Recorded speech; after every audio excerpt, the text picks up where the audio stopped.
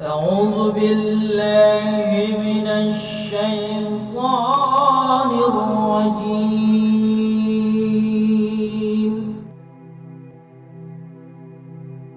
وقضى ربك ألا تعبدوا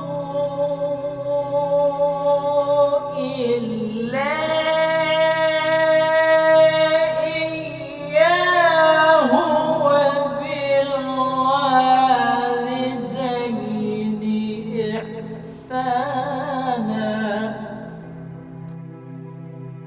Aku berlindung dengan nama Allah daripada syaitan yang direjam. Dan Tuhanmu telah memerintahkan supaya kamu jangan menyembah selain Dia, dan hendaklah kamu berbuat baik pada ibu bapamu dengan sebaik-baiknya.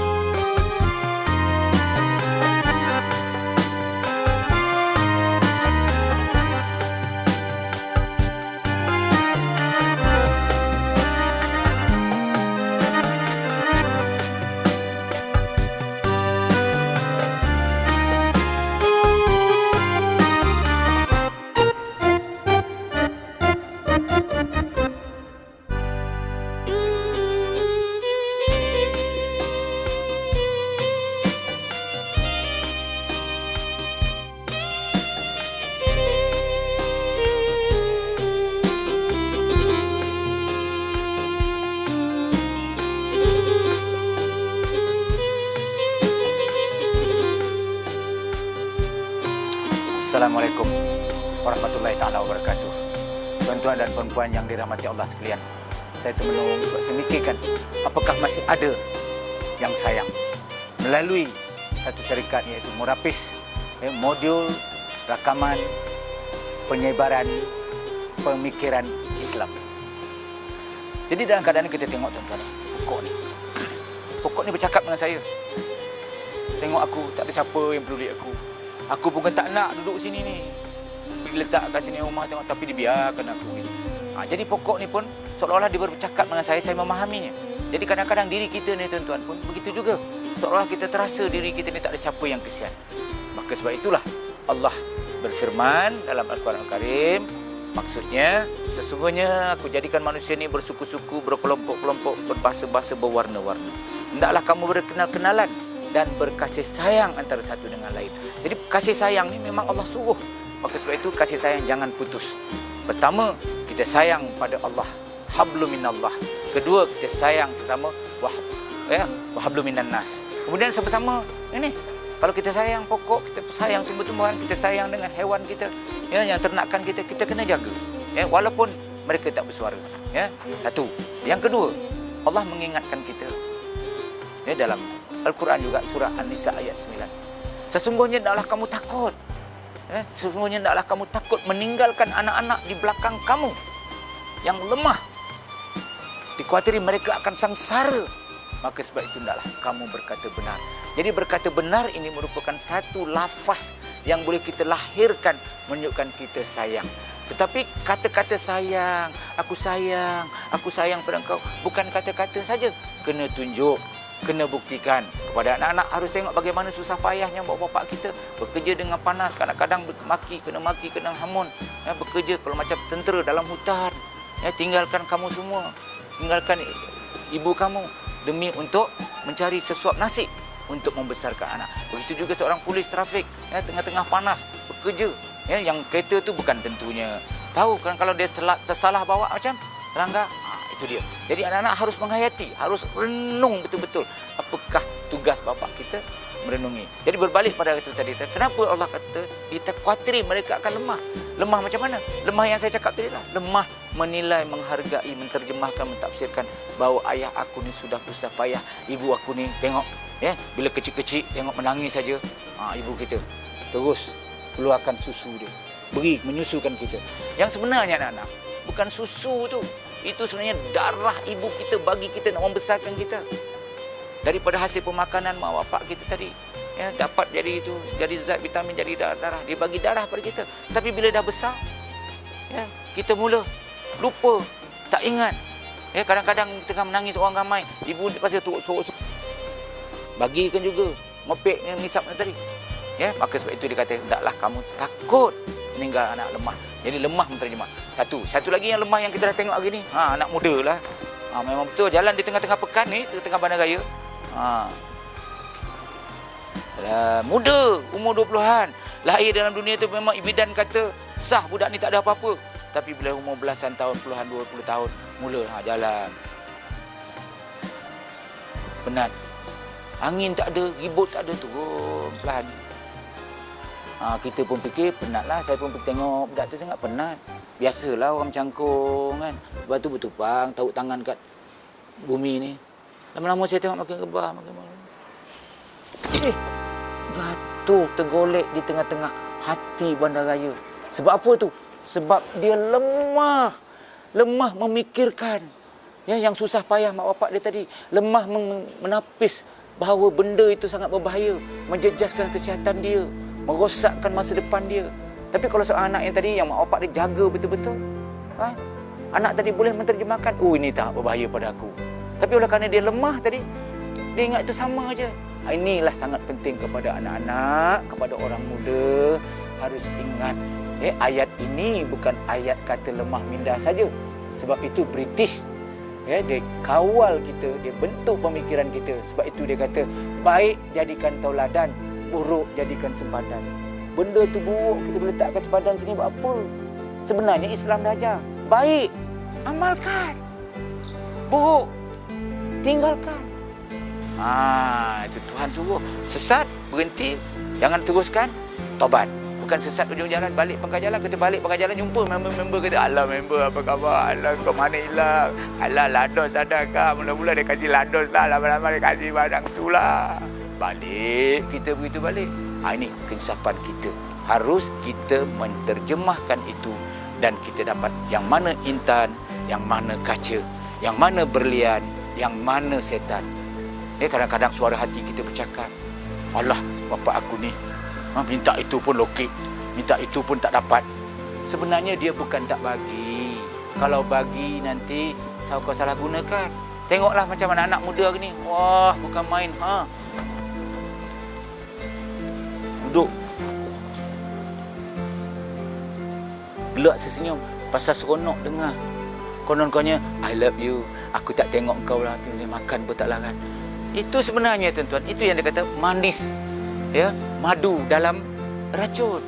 Tangan kananmu madu, tangan kirimu racun.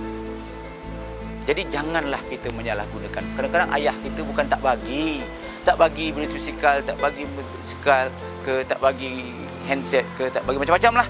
Kita kena fikir balik, kenapa bapak aku tak bagi? Kerana dia sayang. Bukan kata sayangkah ayah aku lagi? Allah, minta itu pun tak boleh. Sebenarnya dia terlalu sayang. Sebab itu saya selalu cakap, bila ayah tu, kan basikal tu dia yang beli, kasut tu bapak yang beli. Lepas tu bila kita basikal kita letak itu kan, apa salah kah? Basikal mana kau tahu? Dia tarik telinga kita. Kita pun marah. Sebenarnya anak-anak harus menterjemahkan, itu ayah kita terlalu sayang dengan kita. Ya, sebab basikal yang dibeli itu sangat berharga. Hadiah hari jadi mungkin. Hadiah kita berjaya dalam peperiksaan. Tapi kita campak buang aja. Tapi anak-anak pasal lemah tadi, menterjemahkan tadi, kita anggap itu jahat. Bapak aku ni Hitler. Bapak aku ni zalim. Tidak. Sebab anak, itu cara ayah. Ya, kau belum beranak. Bila esok kau beranak pun kau tahu, hang baru tahu bila hang ada anak.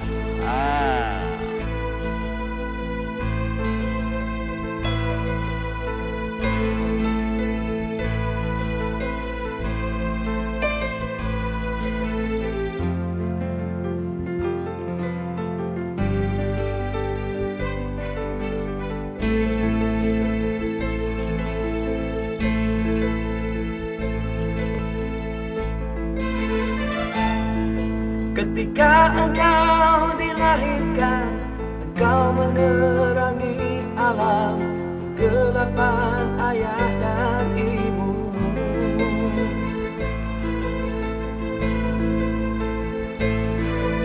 Betapa murni kasihnya ketika kau nyenyak tidur ditatapi wajahmu, oh anak. Tergama ibumu tidur tak lena menjaga tidurmu.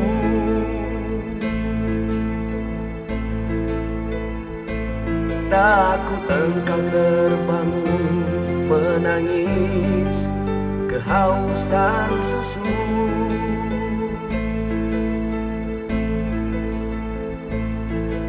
Dibelaimu dengan cermat, penuh kasih dan sayang setiap detik dan setiap waktu.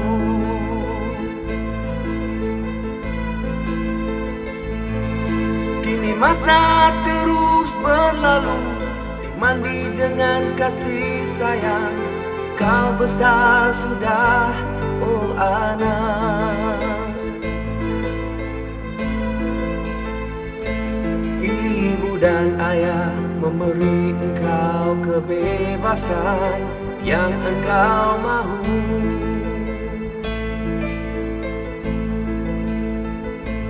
Di samping didikan agama yang sempurna untuk harimu kamu.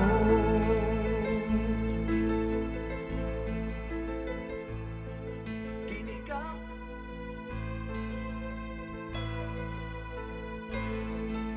Saya cuba menghayati sedikit tentang surah Al-A'raf ayat 179 itu.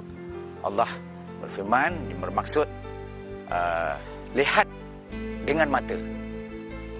Tengok ataupun lihat dengan mata, dengar dengan telinga, fikir dengan hati. Sesungguhnya kalau kita tidak menggunakan itu tadi, bahawa Allah campakkan manusia itu dalam neraka Jahannam. Jadi kalau kita tengok haiwan pun ada perasaan kasih sayang. Seekor burung umpamanya, selesaikan bulu anak dia. Seekor kucing menjilat-jilat bulu anak dia. Begitu juga haiwan-haiwan yang lain. Kalau kita tengok antara seorang anak yang baru lahir, anak manusia baru lahir, siapa lebih cerdik? Katakan kami seekor anak lembu. Lahir saja dalam keadaannya lemah tadi tu, wayang-wayang jatuh, lepas tu dia berdiri balik, dia terus kejar ibu dia dan dia menyondol di bahagian susu ibunya tadi. Dan dengan sendiri dia mengenal di situ ada sumber minuman atau makanan yang dia peroleh. senyum-senyum selalu, masih ada yang sayang padamu.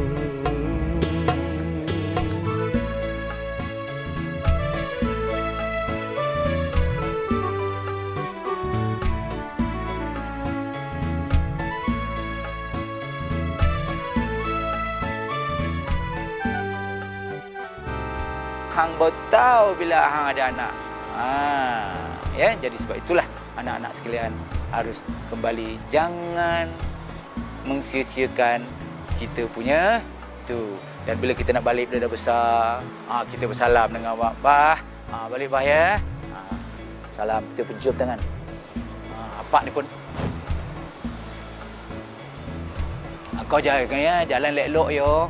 Jangan buat kereta laju-laju. Ngantuk berhenti. Apa? Kita tak boleh ke kawal diri kita? Accelerator kat tangan kita, steering kat kiri kita. Kenapa ayah kita sebut lagi? Jangan lagi laju-laju. Nak motong tengok tompek. Mengantuk berhenti. Kenapa? Sebab dia sayang pada kita. Lepas tu kita pula pun pergi salam kat mak. Mak, balik mak ya. Kita pun salam cium kat tangan mak ni.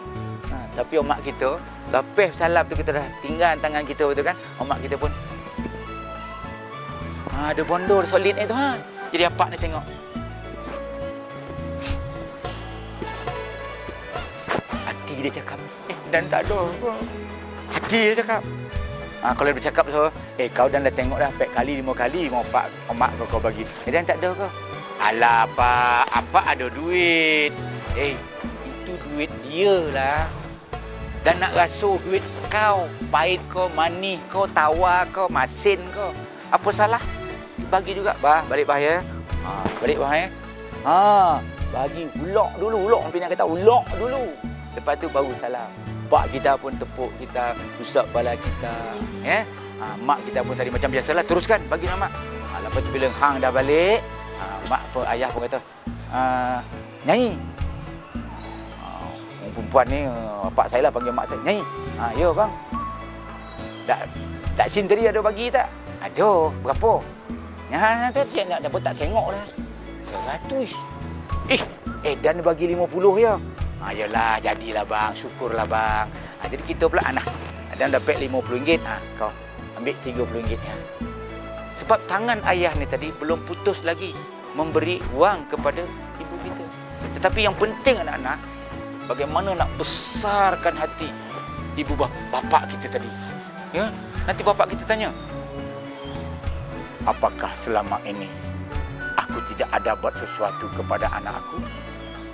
Sedangkan sesekali satu malam 3 kali anak aku menangis. Aku pun kena juga bangun. Betul susunya. Cak. Kena agak sekali. Apak ni baik susu. Tapi anak-anak jangan lupa. Yang kau ingat mak kau aja. Walaupun memang betul, ya, dalam Islam mengajar siapakah aku mesti hormat? Ibu. Kali kedua pun ibu. Kali ketiga pun ibu. 3 kali Nabi jawab pada sahabat, ibu. Yang keempat bapa. Tapi jangan kita cuaikan. Itu menunjukkan ibu itu penting. 9 bulan 10 hari dia mengandung kita. Bukan mengandung, mengendong. Hujung pangkal ke darat ke bawah dia buat. Mengereng salah, terlentang apatah lagi, menangkup jauh tak dapat langsung. Kerana kita tadi akhirnya diizinkan Allah kita lahir. Bila lahir seorang anak itu antara hidup dengan mati. Menyambung nyawa nak. Kepada siapa yang ada pengalaman baru tahulah. Jadi saya berdoa kepada anak-anak, janganlah kita menderhaka kepada ibu bapa. Kalau jahat macam mana pun mak bapak kita, khasnya bapak lah. Kadang bapak ni selalu garang. Jangan kita cepat rasa terguris hati. Hormatlah, kasihlah, sayanglah kepada ibu bapa kita. Dan kasih yang sejati ialah Allah Subhanahu Wa Taala.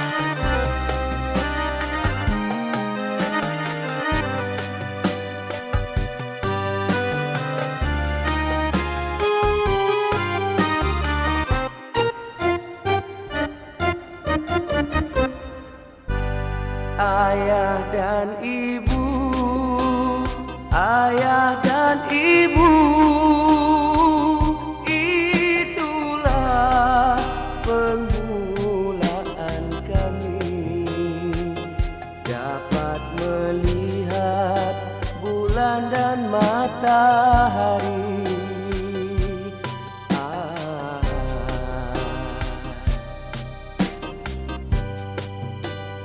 Ayah dan ibu, ayah dan ibu, itulah permulaan kami dapat melihat bulan dan matahari.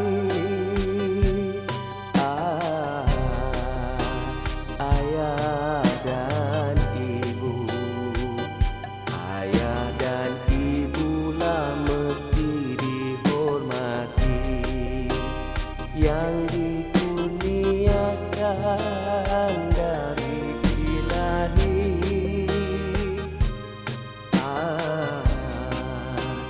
Ayah dan ibu.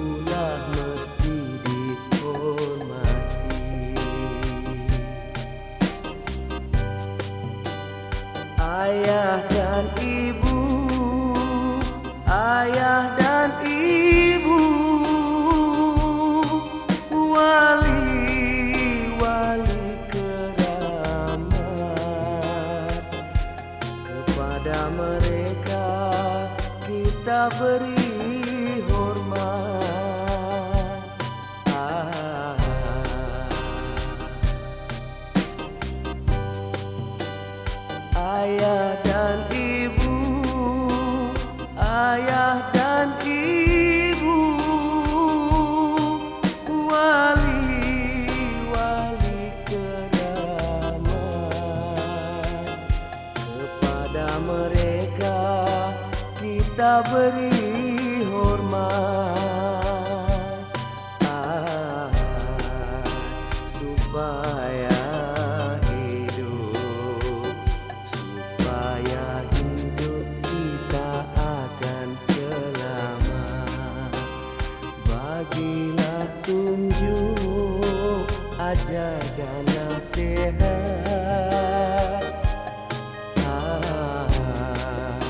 supaya hidup kita akan selamat. Bagilah tunjuk ajar dan nasihat,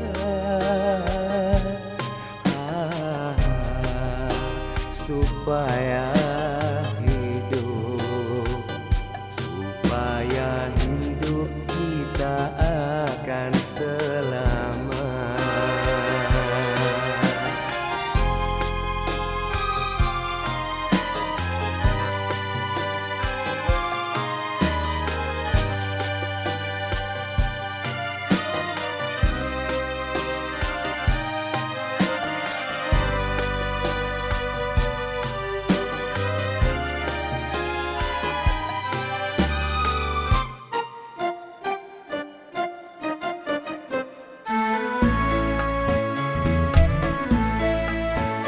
Ya, kepada khusus ibu-ibu, ayah yang sudah warga emas, yang tinggal bersendirian, anak-anak semua dah besar, sudah ada pendapatan, sudah ada kerja, ada rumah.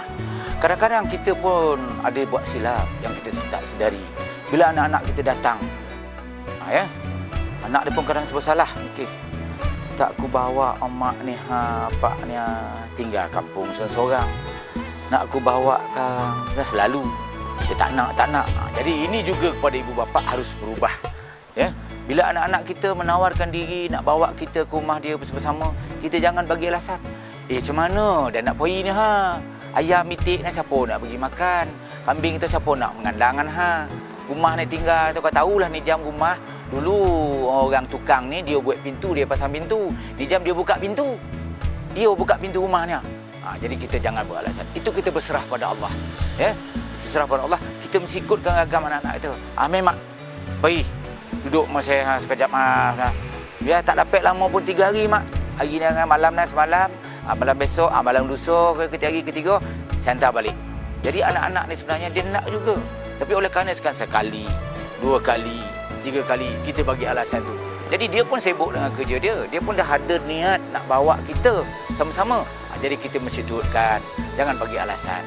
Ini juga menunjukkan dia masih ada kasih sayangnya kepada kita. Baik, begitu juga soal membagi duit. Ibu bapa agak kena fikir, anak-anak pun kena ingat duit apa yang kita bagi tu.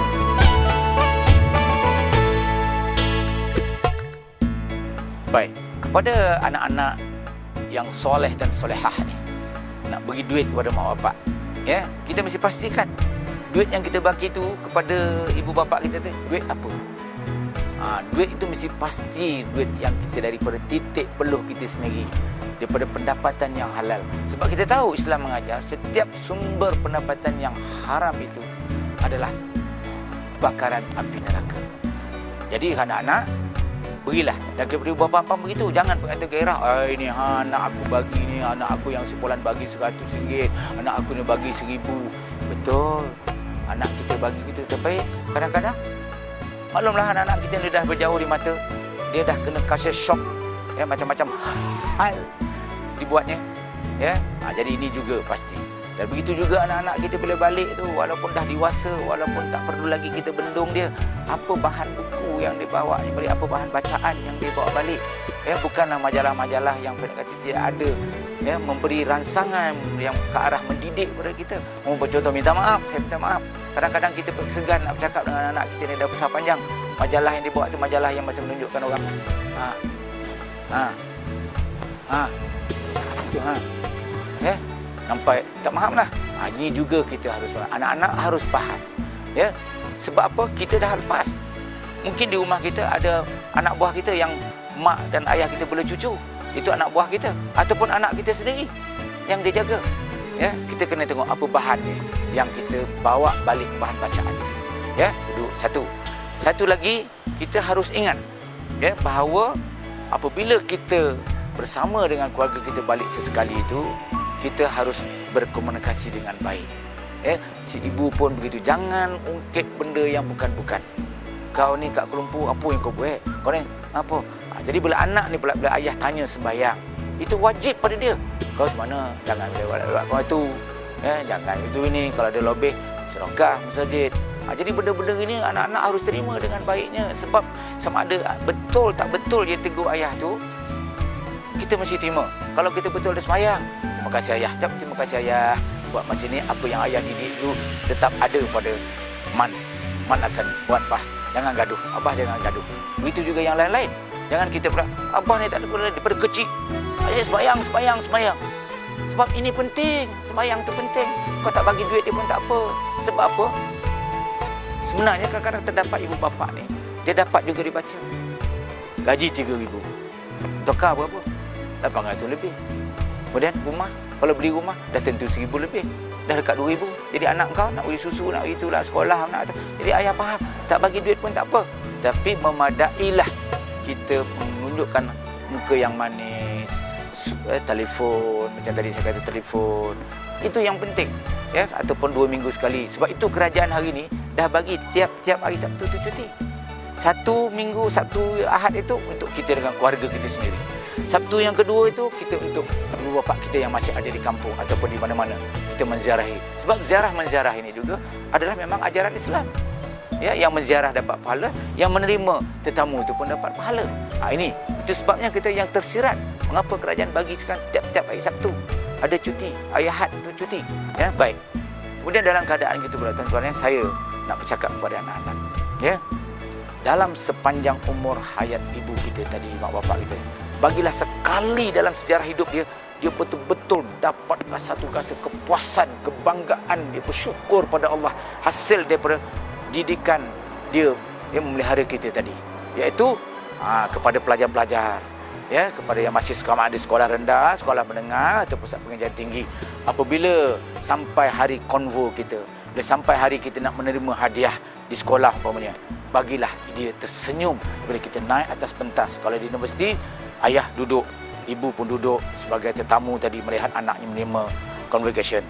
Ya, anak dia dapat tengok dekat bot tertulis nama, ya, Muhammad Nizar bin Haji Hashim, jurusan apa. Jadi anak tadi keluar berjalan, pakai jubah, pakai topi 4 segi, dan akhirnya anak ini atas pentas menerima satu gulung kertas saja, tetapi kebanggaan pada ibu tadi, bagilah dia senyum, dapat merakamkan dia duduk di bawah, anak naik di atas pentas. Ya, benda itu kalau di universiti. Kalau di sekolah rendah, anak-anak harus tanya, ya, bagaimana, apakah masih ada kasih sayang kita pada ibu bapa kita? Dia dah bagi kita duit, ya. Kita kalau pelajar lain boleh dapat hadiah cemerlang di sekolah, kenapa kita tidak? Ya, sebab itu kita mesti tanya, aku boleh, saya boleh. Kita sama, tak ada apa bezanya kita. Dia mata dua, kita mata dua. Ya, dia cikgu pun sama, sekolah pun sama. Kepada ibu bapa, bila anak dah berjaya, ini juga harus kita perjelaskan. Kita jangan terlalu berharap. Tadi saya dah kata anak-anak ni dia ada tanggungjawab dia sendiri, dengan keluarga dia, dengan hutang piutang dia mesti selesaikan, kerana gaji tak seberapa. Ya, jadi kita juga jangan sangat berharap tentang duit yang dia bagi. Kalau dia tak mampu betul-betul, kita jangan bebankan dia. Jangan kata, kau ni apa ni? Kau jual gaji kau berapa dah? 1 sen tak bagi modal. Jangan. Ya, sebab kalau dia bagi pun duit, ini yang menyebabkan dia penghalang dia nak balik rumah menziarah kita. Kang tak bagi kau orang tua kang, ya? Tak bagi dia orang tua kecil hati, dia bagi. Maklum dia dapat lepek ni, nak dapat menapek. Macam tu. Jadi ini yang penting, jangan kita harap. Sebab mengharap balasannya juga tidak perlu. Yang penting kita mendidik anak-anak, ya, mendidik supaya mengikut para kehendak Allah. Sebab itu bila kita dapat bergaul balik anak-anak kita ramai-ramai sekali, kita sebagai ketua keluarga, ayah ni tadi, anak ni tadi seorang azan, ya, anak yang lain pula cucu-cucu kita bentangkan salat sejadah. Jadi kita sebagai imam di depan, lepas sembahyang kita pun baca syukur alhamdulillah ya Tuhanku, sebab hari ini anak-anak aku ingat pada aku, masih lagi mengenang apa yang aku lakukan dulu pada untuk membesarkan dia. Jadi anak kita dengar lafaz doa kita tadi. Jadi cucu kita pula dengar, dia pun tanya, ayah, apa atuk tu cakap? Kita ulas yang anak kita tadi. Dulu atuk ni susah bela ayah, macam ayah susah membela engkau lah, ya. Tapi dah atuk dulu lagi susah, ya, sebab atuk dulu dia menoreh getah. Atuk dulu menjadi askar, jadi polis, jaga tengah panas, ya, berpanas semua. Tapi abah sekarang senang. Atas usaha yang ayah tadi, abah belajar rajin-rajin, abah sekarang dapat senang. Jadi engkau besok jangan lupa buat macam ayah dengan atuk engkau. So kita tak secara langsung itu merupakan satu tarbiyah kepada satu keluarga generasi yang akan datang, yang ada hubung kaitan tadi dalam surah An-Nisa ayat 9 itu. Tetapi kalau kita balik anak-anak kita satu keluarga tadi, kita tidak berjemaah bersama-sama, ini sudah satu kelonggaran, kelompongan kata, kelompangan yang ada dalam melahirkan satu keluarga bahagia tadi. Ya, sebab itu kita hanya digalakkan berjemaah subuh dengan isya. Maghrib itu sebenarnya untuk keluarga, untuk kita satu keluarga di rumah, supaya kita dapat sekali yang si suami dapat jadi imam ataupun si ayah dapat jadi imam. Lepas jadi imam kita kata engkau tentukan engkau kerja yang kau buat kerja engkau yang patut. Pada isteri kita yang abang nak pergi masjid ni, kau patutlah apa-apa kan abang balik isya kan, di masjid kan kita makan sama-sama. So itu merupakan satu menjalinkan hubungan yang baik, ya, dan kita memain peranan sebagai ayah, memain peranan sebagai orang keluarga emas, ya, menjadi peranan, menjalankan peranan dan tanggungjawab kita mengurus anak-anak kita supaya hablum minallah tadi terjalin dengan baik.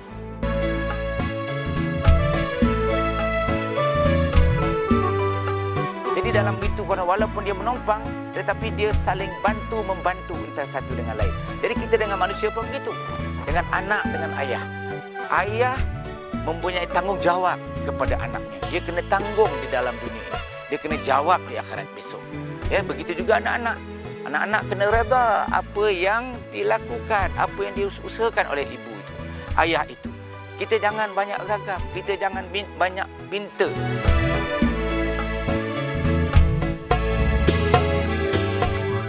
Kadang-kadang anak-anak ni tadi, ada anak-anak yang hantar bapak dia ke rumah orang tua. Ya. Bila hantar tu orang kadang susah payah naik tangga ni. Bimbing apa ni sini. Nampak tumbang, naik balik. Hantar ke mana? Rumah orang tua. Ini kembali balik hidup balik macam mana kita buat dia dulu. Ya. Kita hantar anak kita kepada pengasuh. Pengasuh yang menjaga anak kita. Jadi sekarang kena geliran kita pula. Kita pun jangan kecil hati. Sebenarnya dia masih sayang. Ada kasih sayang lagi dengan dia. Sebab dia tak nak bapak dia atau ibu dia tadi yang dah lanjut usia, yang dah tak kurang bertenaga tadi, duduk rumah seorang, takut kalau apa-apa hal. Berjatuh, jangan pencamam. Jadi dia letak di situ sebagai satu tempat persinggahan sementara. Tapi bagi anak-anak pula, jangan hantar, terus hantar begitu aja. Tak ada jenguk-jenguk lagi. Hantar pagi, petang, ambil macam dia buat kita dulu. Kan? Ataupun yang terbaik. Yang terbaiknya ialah kita ambil satu orang, terpakat adik-beradik kita tadi, ambil satu orang pembantu rumah, kita bagi gaji. Kalau dulu bapak kita bayar gaji 350, 450 ke, sekarang kita dah ada pendapatan, abang kita ada pendapatan, kakak kita pun pendapatan, adik-beradik pun ada. Kita kata-kata, kita bagi 800 ke, besar sikit. Sebab nak jaga orang tua. Ya, macam mana orang tua nak buang air kecil, macam mana orang tua nak makan. Lebih sekali buat air budak biasa, tapi nak membuang najis orang tua ni, Allah, dia punya mahu hidung lah. Jadi kita kena bayar lebih sikit. Tak apa. Itu boleh. Dan ibu-ibu pula, bapak-bapak jangan kecil hati. Oh, kenapa kau aku buat jenis ni?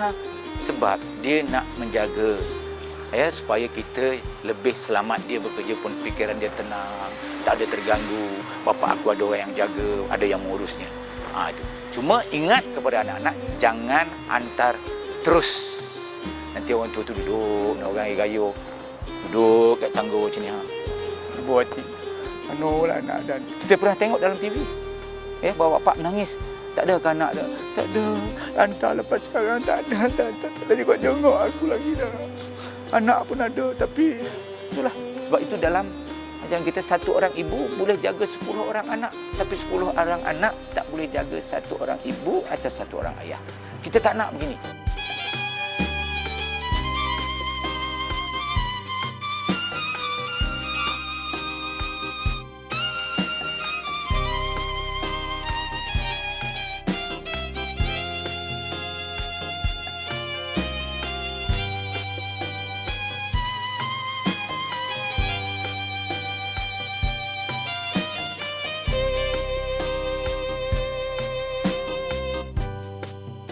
Saya terfikir, saya terkenang balik waktu anak-anak saya masih kecil-kecil dulu.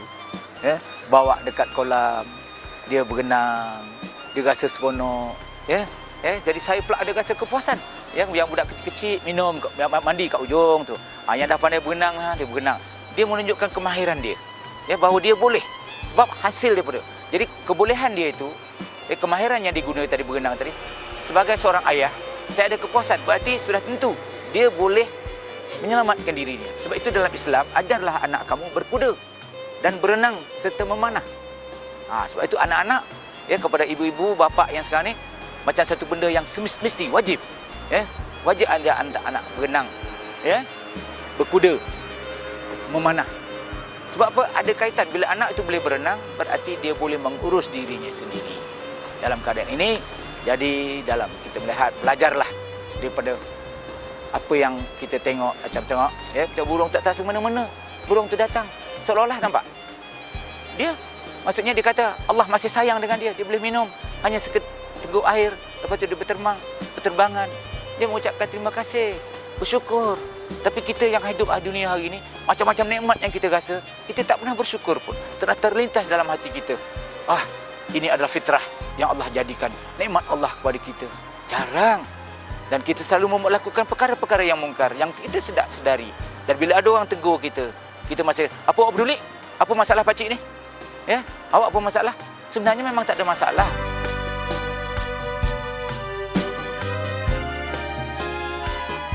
Itu akan jadi masalah kepada diri dia sendiri. Sebab dia salah mentafsir kasih sayang itu dengan pakaian dia, dengan pergaulan dia tadi. Dia fikir budak tu sayang dengan dia. Sebenarnya bukan sayang. Itu artinya kalau sayang, falsafah sayang ni, kalau kamu sayangkan satu benda tu, jangan kamu rosakkan. Ini kepada orang yang, kalau macam orang tengah berkasih sayang ke, ada boyfriend, girlfriend, pakwa, makwa ni, kalau kamu sayang budak itu, sama ada yang lelaki atau perempuan, jangan kamu rosakkan. Selalunya lelaki rosakkan perempuan tu. Tetapi yang perempuan pula, jangan rosakkan minda dia. Kalau ndak, cakap ndak. Kalau tak ndak, cakap tak ndak.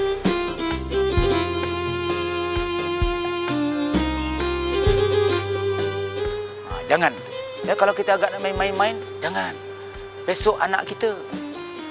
Kita satu masa akan ada anak. Kalau kita melukakan hati ataupun kita main-mainkan anak orang, apa jadi kalau anak kita nanti? Betapa kita rasa sedih, duka cita. Maka sebab itu, sama ada lelaki atau perempuan, jaga pergaulan. Jangan sebarangan. Yang mana kaca, yang mana intan, yang mana pura-pura, yang mana betul-betul ikhlas kepada diri kita. Jangan mati semut kerana gula. Sebab dak pulut santan binasa. Sebab manisnya mulut kita merana dana. Jadi ingat, anak-anak muda, jangan terlalu bebas sangat.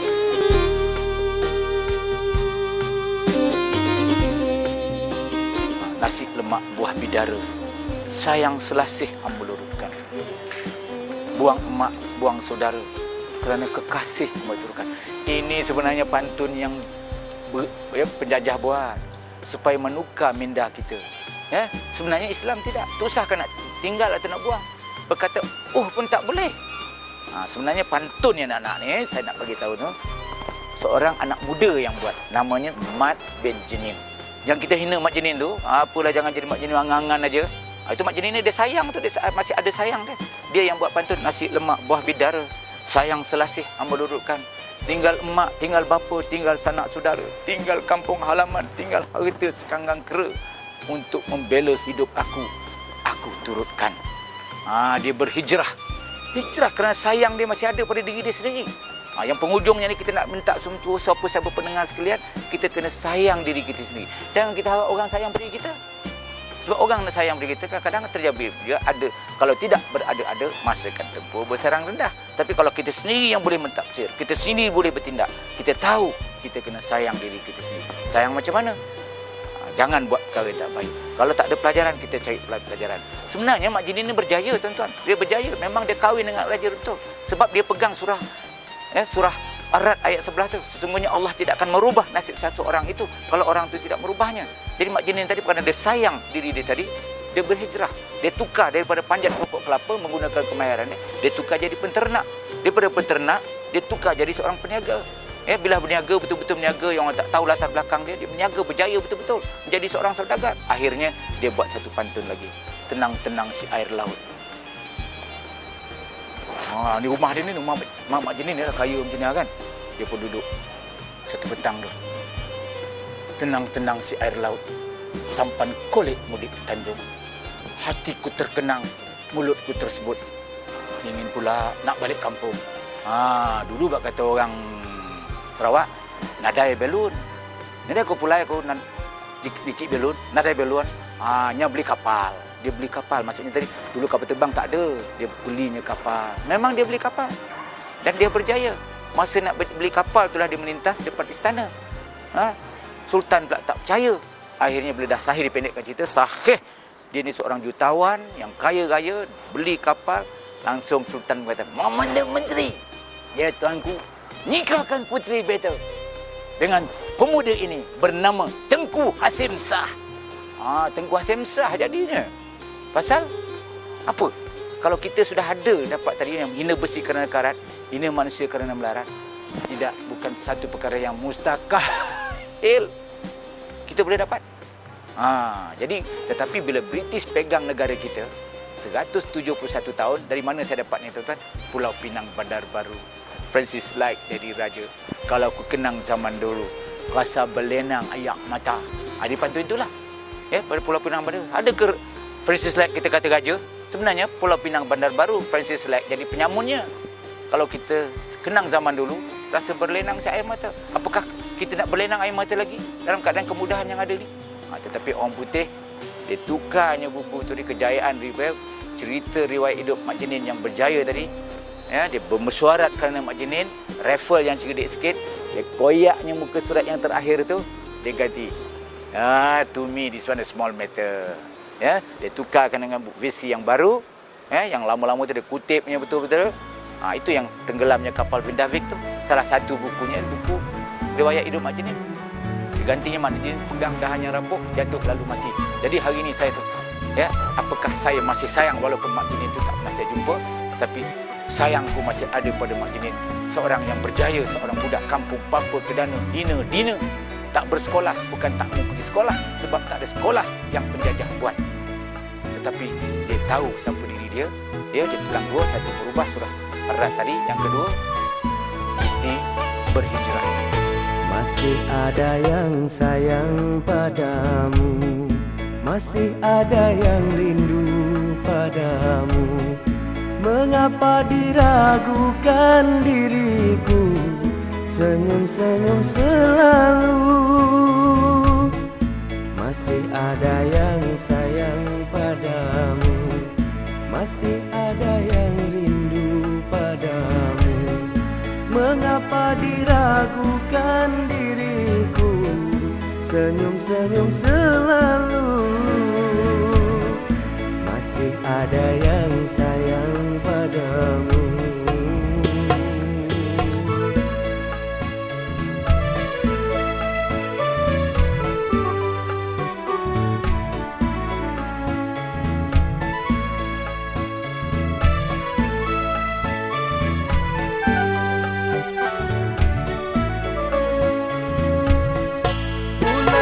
Bercahaya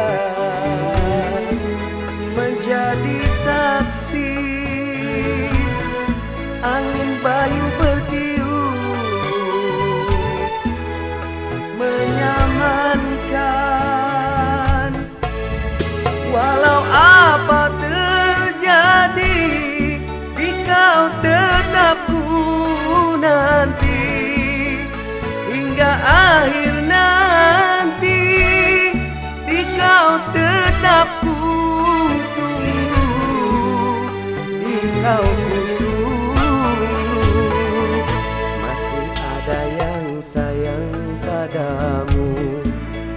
ada yang rindu padamu. Mengapa diragukan diriku, senyum-senyum selalu. Masih ada yang sayang padamu.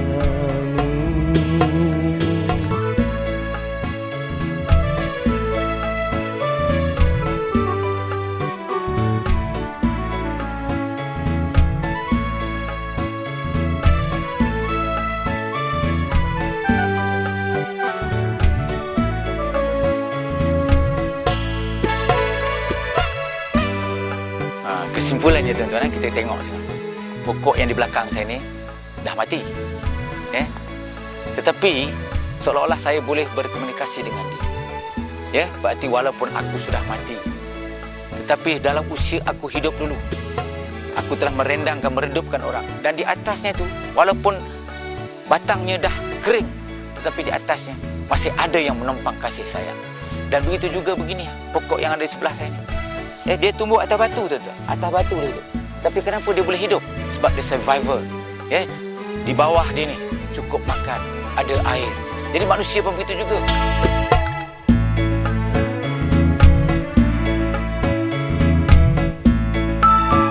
Tapi kalau keimanan dia kuat, ketakwaan dia kuat, pendidikan dia kuat, tarbiyah dia kuat, dia akan boleh hidup walaupun di atas batu.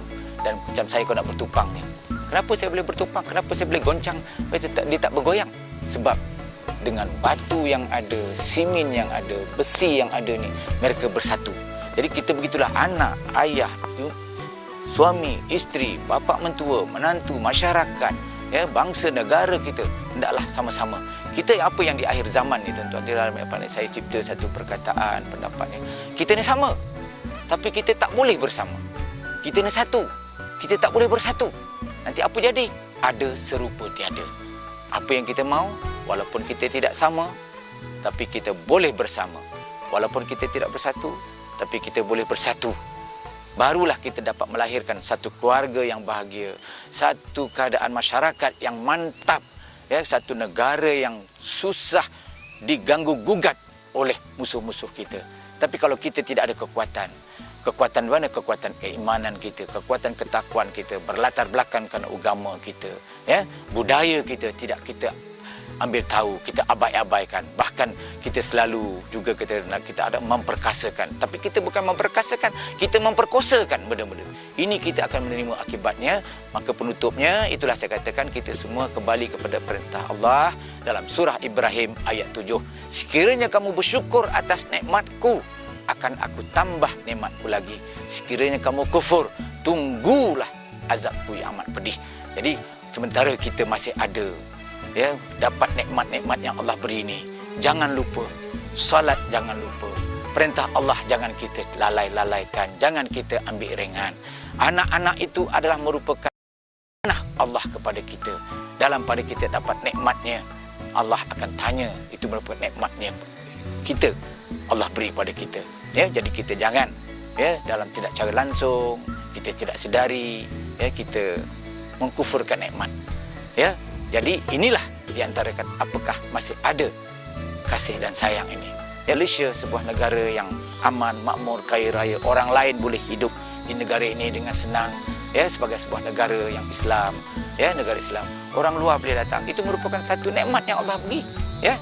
Jadi dalam keadaan ini, penghujungnya soal sikapnya, tuan-tuan, ada satu kata-kata orang bijak pandai, kalau kamu nak ubah dunia ini, ubahlah negara kamu. Kalau kamu nak ubah negara kamu, ubahlah manusianya. Kalau kamu nak ubah manusia itu, ubahlah sikapnya. Bila kamu nak ubah sikap manusia itu, berilah dia maklumat. Jadi bila maklumat itu berguna, maka itu ilmu namanya. Jadi program ini merupakan program maklumat pada tuan-tuan. Mudah-mudahan dapat digunakan dan menjadi ilmu pada tuan-tuan. Dan ilmu itu sangat berguna. Rujuklah surah Al-Mujadalah ayat 11. Sekian, wabillahi taufiq wa hidayah. Assalamualaikum warahmatullahi taala wabarakatuh.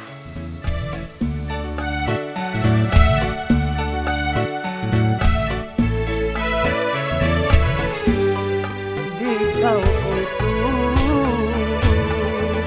masih ada yang sayang pada padamu, masih ada yang rindu padamu. Mengapa diragukan diriku, senyum-senyum selalu